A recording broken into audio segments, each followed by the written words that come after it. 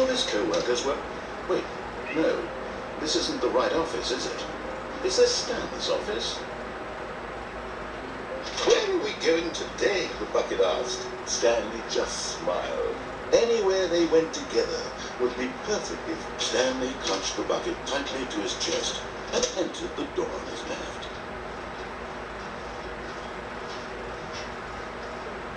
Still no one was here. Stanley needed the bucket's warmth and comfort now more than ever. Perhaps his boss's office was where he'd come into a staircase. Stanley and the bucket walked upstairs to the boss's office. But Stanley just couldn't do it. He considered the possibility of facing his boss, admitting he had left his post during work hours. He might be fined for that. And in such a competitive economy, why had he taken that risk? All because he believed everyone had vanished. His boss would think he was crazy. And then something occurred to Stanley. Maybe, he thought to himself, maybe I am crazy. He looked down at the bucket in his arms. Am I crazy? He asked the bucket. The bucket returned his gaze, but said nothing at all. That's strange, Stanley thought. Usually the bucket is a source of guidance and wisdom for me in difficult times such as these. He held the bucket close, yet felt none of its familiar reassurance and comfort. And that's when Stanley realized, this isn't my bucket. It's just a normal, everyday bucket. Someone else's bucket, perhaps. How did I end up with someone else's bucket? This is all terribly wrong. Surely no good would come from this. Who knows what sorts of bizarre hallucinations Stanley might experience without the psychologically grounding presence of his bucket. Indeed, now he noticed that the rooms were repeating, which was, of course, very odd. Now he felt himself floating off the ground. Oh, gracious, he exclaimed. Without my bucket, I've gone truly mad. Where is it? I must find it. Far off in the distance now, he heard it, calling to him. Stanley! Stanley, it's me, the bucket. Could it truly be? He rushed forward from room to room, passing by one bucket after the next. None of them were his. None of them were his special bucket. Come to me, Stanley. Find me. He had to find the bucket. He had to return to his old friend. It was the only way to truly restore his sanity. And then suddenly, he froze dead in his tracks. He knew where the voice of the bucket had been coming from. The real bucket was inside of him all along. It was incredibly painful. Stanley doubled over in agony and blacked out.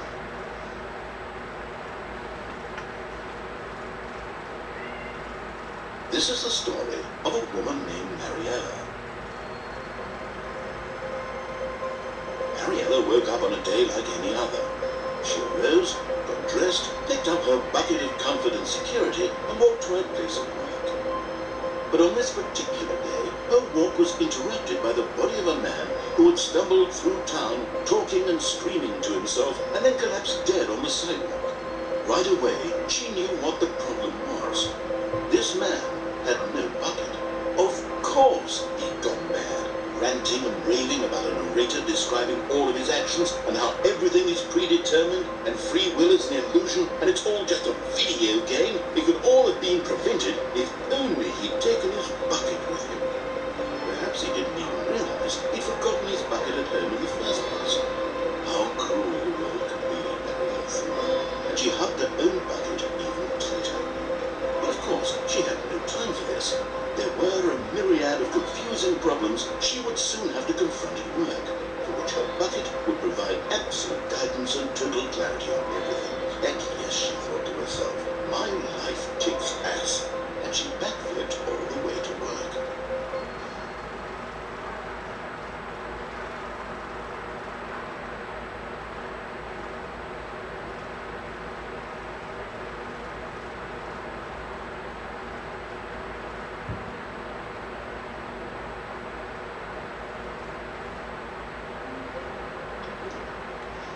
How wonderful.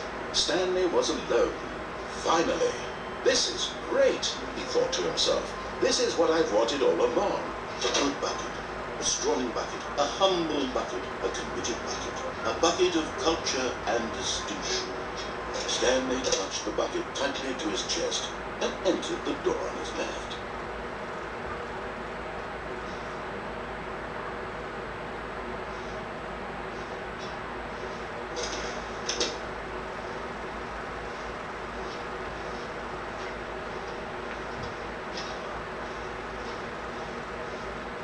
Still no one was here. Stanley needed the bucket's warmth and comfort now more than ever. Perhaps his boss's office was where, coming to a staircase, Stanley and the bucket walked upstairs to the boss's office.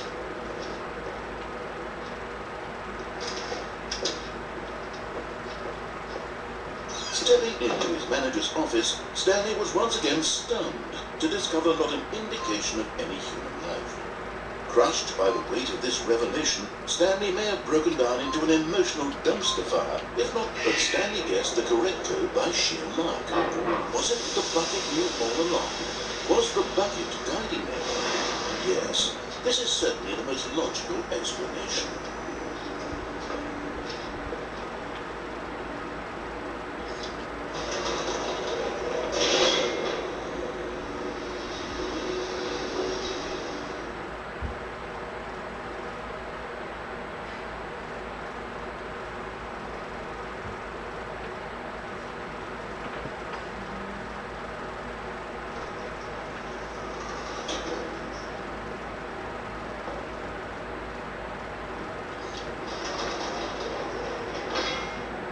Wait, Stanley said to the bucket. Can we go back up?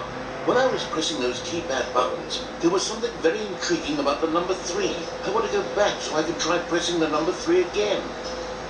Bucket said nothing.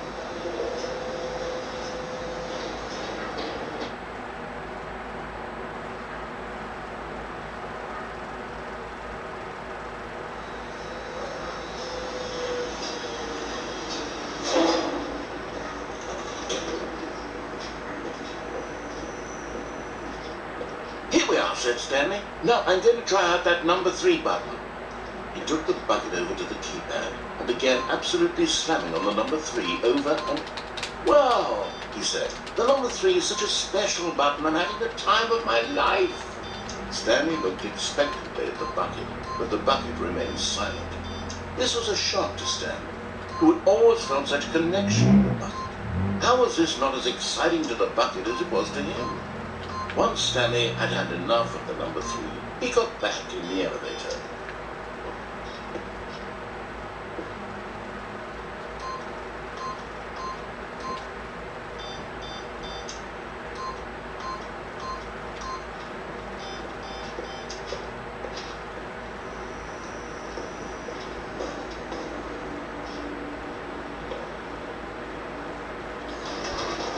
Perhaps the bucket had missed something.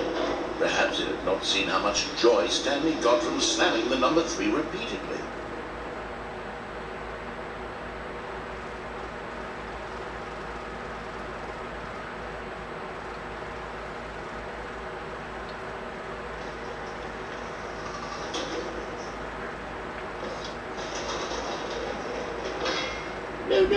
No, said Stanley to the bucket.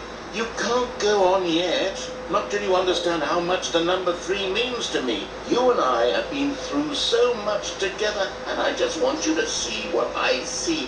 Feel the happiness I feel. He smiled at the bucket, and the bucket said nothing.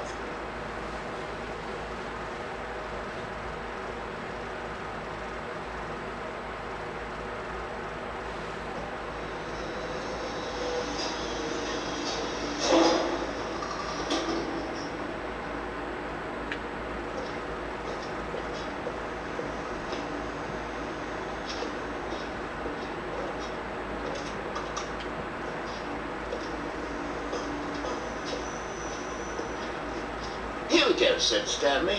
This time I'll really show you. He ran to the number 3 and began to wail on it like a musician on a beloved instrument, weaving a concerto of truth and passion. He wielded the number 3 like a fine artist would wield a paintbrush.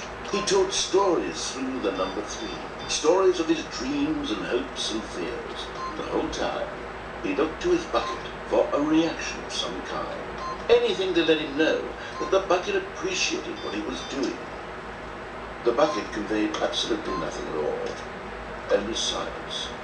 Crushed by a wave of dejection, Stanley returned to the elevator.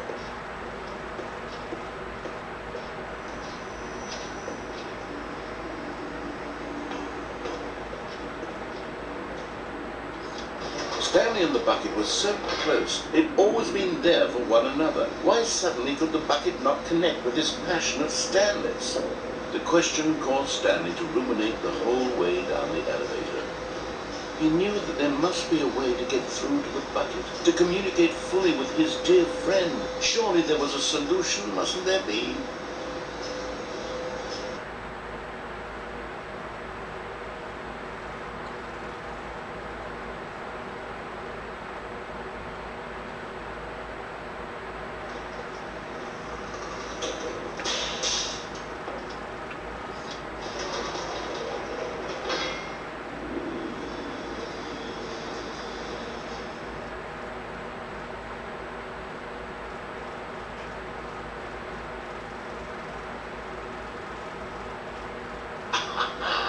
Said Stanley. I know what to do. I know how to fully express this feeling in my heart. He decided right then and there that he would hold a press conference where he would speak to the public on all matters relating to pressing the number 3 over and over. He would elaborate fully on what the number 3 meant to him and why he felt so alive when pressing it. Then the bucket would be able to see his joy through the eyes of others. It would get to see the world react to this discovery of Stanley's, and would be through the public eye that the bucket would finally understand Stanley's work. For months he advertised and marketed his press conference, building excitement around it, developing and rehearsing it until it couldn't be refined a single measure further. When the big day arrived, Stanley was as prepared as he'd ever been for anything in his life. This was it. One last chance to win the bucket over. One opportunity to share a true connection with a loved one. There was no one here. Nobody had come to the press conference to hear Stanley speak, to listen to him talk about what it really means to press the number 3 on a keypad over and over. He was unloved, uninteresting, he was a failure. And in that moment, Stanley knew that the bucket would never again take him seriously. There would be no connection, no deeper understanding.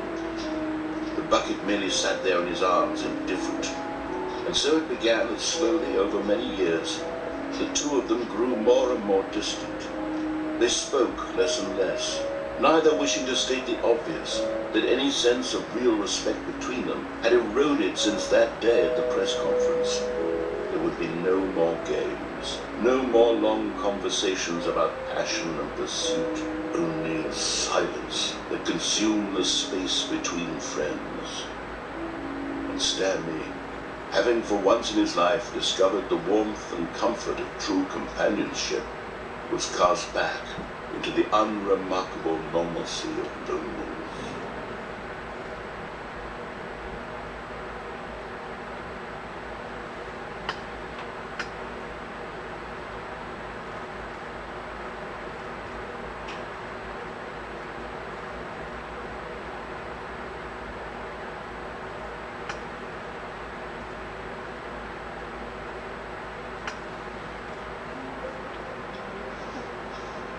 Wait, Stanley thought to himself. Am I sure that the orders stopped coming in? How is that possible? They never stopped. Surely I was mistaken. The embrace of an old friend, a withered companionship that stands the test of time. Stanley clutched the bucket tightly to his chest and entered the door on his left.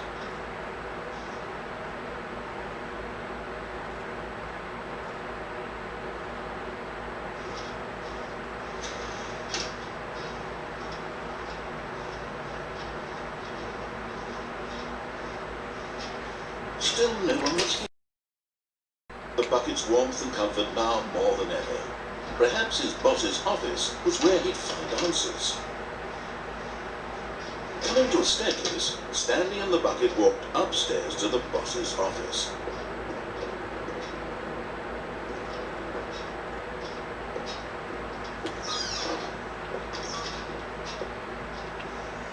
We found one of the miniature Stanley figurines. Remember, no reward for collecting all of these only the intrinsic pleasure of a job well done. You can't buy that sort of happiness, Stanley. God knows I tried. So, I implore you to savor each and every moment you come across one of these beautiful figurines.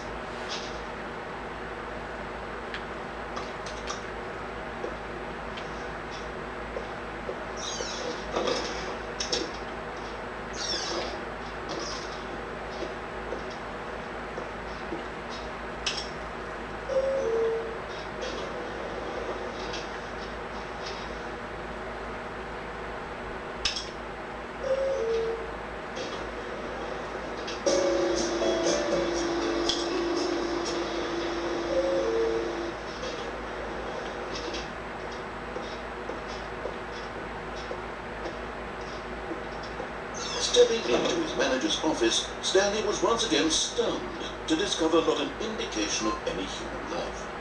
Crushed by the weight of this revelation, Stanley may have broken down into an emotional dumpster fire, if not for this, but Stanley guessed the correct code by sheer luck. Was it that the bucket knew all along? Was the bucket guiding me? Yes, this is certainly the most logical explanation.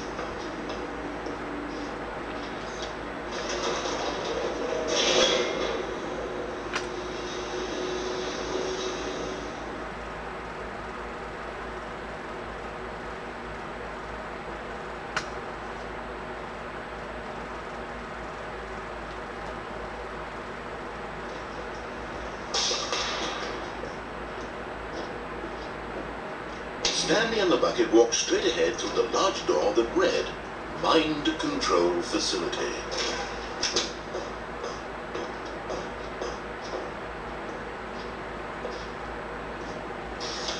The lights rose on an enormous room packed with television screens. What horrible secret did this place hold? Stanley and the bucket both wondered to themselves.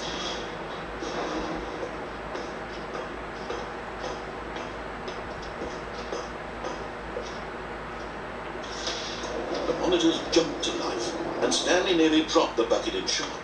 Everyone in the office was being videotaped, monitored like guinea pigs. The bucket had never seen anything like this, and it very nearly burst into tears as Stanley cradled it gently, reassuring it that everything would be fine.